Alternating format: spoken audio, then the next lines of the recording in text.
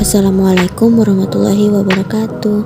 Saya Konita Salsabila Effendi dari kelas 12 IPA 2. Video ini akan menjelaskan sedikit mengenai dinasti Abbasiyah.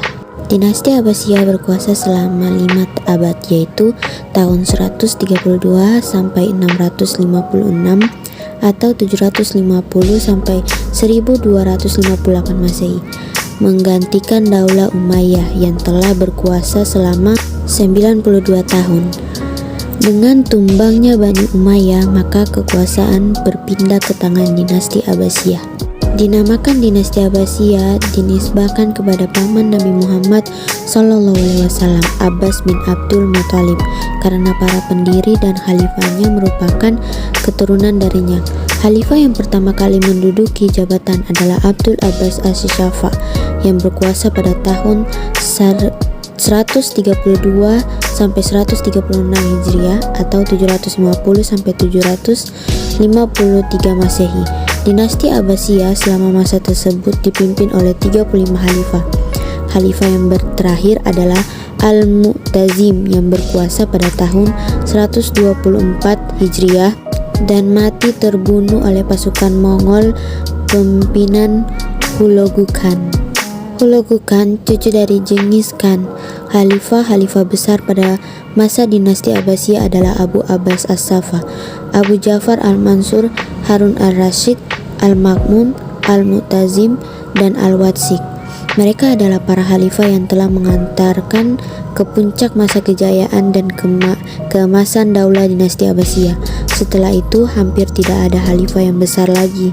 Hal ini dikarenakan mereka lebih banyak disibukkan dengan hal duniawi dan saling merebut kekuasaan.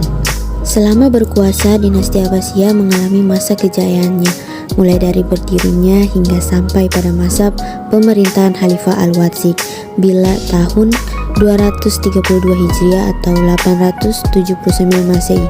Masa tersebut merupakan masa yang gemerlap, bahkan dapat dikatakan masa keemasan dan kejayaan bagi umat Islam hampir di segala bidang, terutama bidang keilmuan, dan menjadi pusat peradaban dunia.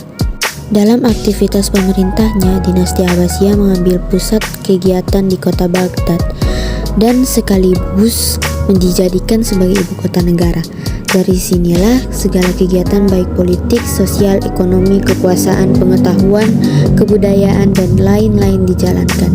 Kemajuan dan perkembangan ilmu pengetahuan Islam pada masa dinasti Abbasiyah sangat pesat, sehingga lahir beberapa ilmu dalam agama Islam.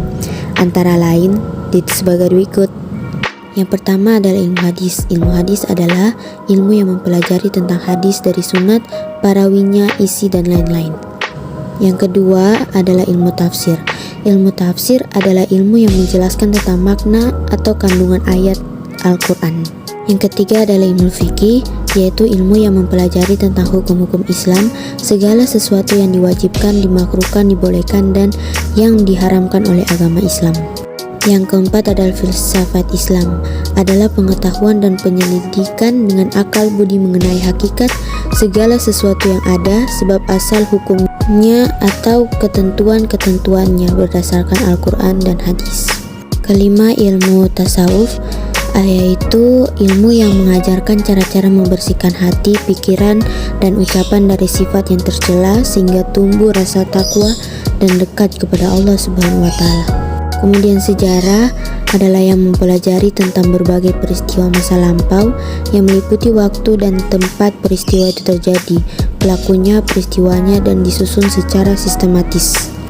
Kedokteran, pada masa dinasti Abbasiyah, kedokteran mengalami perkembangan dan kemajuan, khususnya tatkala pemerintah Harun Al-Rasyid dan khalifah-khalifah besar sesudahnya.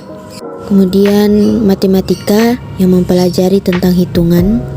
Terakhir adalah astronomi, ilmu yang mempelajari perjalanan matahari, bumi, bulan, dan bintang-bintang serta planet-planet yang lain. Sekian dari saya, jika ada kesalahan kata mohon maaf. Assalamualaikum warahmatullahi wabarakatuh.